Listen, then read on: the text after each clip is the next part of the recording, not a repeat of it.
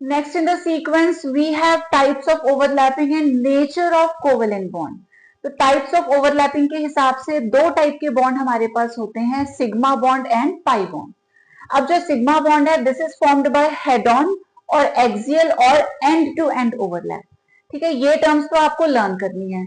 एक हमारे पास ट्रिक है, ट्रिक सिर्फ आपको रिमेंबर करने के लिए है कि अगर कहीं पे हॉरिजॉन्टल टाइप की ओवरलैपिंग दिखाई देती है, वहां हमेशा सिग्मा बॉन्ड बनेगा. कैसे? अगर हमारे पास एक एस है और दूसरा भी एस है, तो इनके बीच में जो ओवरलैपिंग है वो about the inter nuclear axis हो रही है, जेड एक्सिस जो हॉरिजॉन्टल वाला है. ऐसे एक एस है और दूसरा पीजेड है, तो ये देखो यहाँ पर भी क्या है, हॉरिजॉन्टल हमको ओवरलैपिंग दिखाई दे रही है. सिमिलरली अगर दोनों पीजेड है, ये दिखाई हॉरिजॉन्टल दे रहे हैं दोनों, तो इनके बीच में जो ओवरलैपिंग है वो हॉरिजॉन्टल टाइप ऑफ ओवरलैपिंग है. ध्यान रखना, ये लिखना नहीं है, ये सिर्फ याद रखने के लिए है. This is to be written. अगर लिखने को आता है तो आप लिखेंगे या तो हेड ऑन या एक्सियल या एंड टू एंड ओवरलैप. ऐसे ही पाई बॉन्ड जो होता है, it is formed by lateral और साइडवाइज ओवरलैप. अब इसकी ट्रिक क्या है? Vertical overlapping. तो जो भी ऑर्बिटल्स आपको वर्टिकल दिखाई देते हैं, कौन से होते हैं? पीएक्स होता है एंड पीवाई होता है. तो अगर एक पीएक्स दूसरे पीएक्स से ओवरलैप करता है, इनके बीच में जो बॉन्ड बनेगा उसे हम बोलेंगे pi bond. Similarly PY PY भी थोड़े से स्लैंट होते हैं लेकिन वर्टिकल ही है एक तरीके से, तो इनके बीच में भी जो ओवरलैपिंग होगी उससे बनेगा पाई बॉन्ड. तो जहां भी overlapping around the inter nuclear axis हो रही है, हॉरिजॉन्टल हमको दिखाई दे रहा है, वहां पर होगा सिग्मा बॉन्ड. और जहां ऑर्बिटल्स खुद ही वर्टिकल पोजीशन में अलाइन है, वहां पे हमेशा बनेगा पाई बॉन्ड.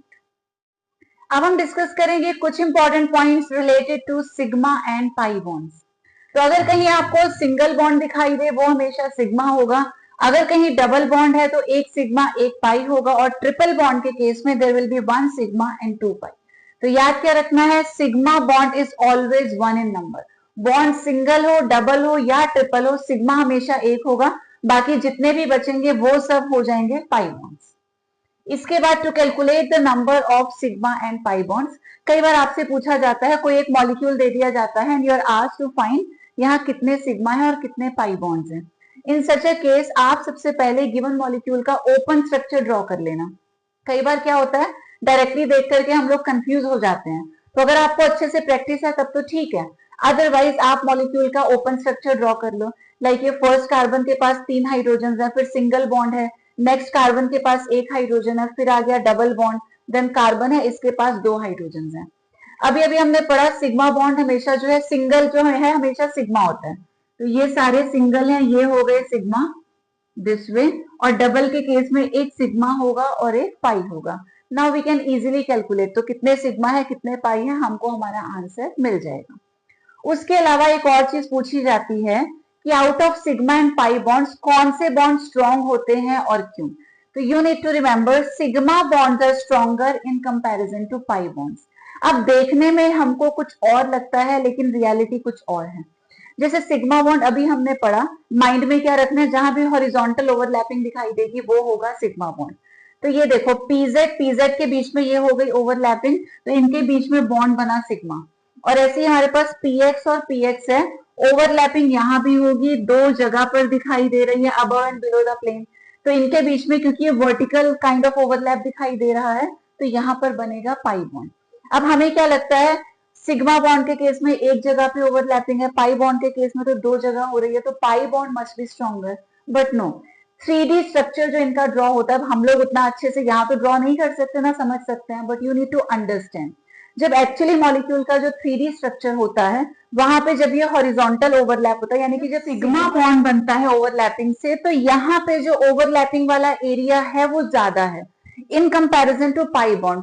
ऑल्दो हमें दो जगह ओवरलैपिंग दिख रही है, above and below the plane, but still इनके बीच का ये जो ओवरलैप एरिया है ये कम है.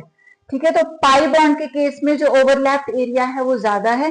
There is more extent of overlap in case of sigma bond. इसीलिए जो सिग्मा बॉन्ड्स हैं वो होते हैं stronger in comparison to pi bond. एक और इंपॉर्टेंट पॉइंट डिस्कस करते हैं जो कि है रिलेटेड टू रोटेशन. कहीं भी अगर सिंगल बॉन्ड हो दो कार्बन के बीच में, तो आप याद रखना rotation about a single bond is always allowed. लेकिन अगर कहीं डबल बॉन्ड है, वहां पर रोटेशन अलाउड नहीं है. अब आगे बढ़ने से पहले ये समझ लेते हैं कि आखिर रोटेशन का मीनिंग है क्या. तो suppose we have a single bond, मान लेते हैं ये s ऑर्बिटल है, ये p है, दोनों के बीच में हो गई ओवरलैपिंग, यहां बन गया एक बॉन्ड। अब रोटेशन का मतलब होता है किसी एक को फिक्स रखना और दूसरे को रोटेट करना। तो इसको फिक्स रख के अगर हम ये इस वाले को रोटेट कर रहे हैं तो बीच का जो ये ओवरलैपिंग वाला एरिया है वहां कोई फर्क नहीं पड़ रहा, जैसे पहले ओवरलैपिंग थी रोटेशन के बाद भी बिल्कुल वैसी है। तो अगर दो कार्बन के बीच में एक सिंगल बॉन्ड है तो रोटेशन इज ऑलवेज अलाउड। ठीक है, अब बात करते हैं पाई बॉन्ड की, जहां कहीं डबल बॉन्ड है। हमें पता है डबल बॉन्ड का मतलब पाई बॉन्ड, और जो पाई बॉन्ड है वो बनता है बाय दिस साइडवाइज और लेटरल ओवरलैप। ट्रिक आपको बता रखी है, जहां पे भी वर्टिकल वाली ऑर्बिटल्स होती हैं, यानी कि px px या py py जो होती हैं, उनके बीच में बनता है पाई बॉन्ड। तो मान लो कि ये px है, दूसरा px है, दोनों में ओवरलैपिंग हो गई, पाई बॉन्ड बन गया। अब यहां अगर हम रोटेशन करवाना चाहें तो मान लेते हैं इसको हमने फिक्स कर दिया, एक को फिक्स रखना है, अब दूसरे को रोटेट करेंगे, जैसे रोटेट करेंगे इन दोनों के बीच की ओवरलैपिंग खत्म हो गई।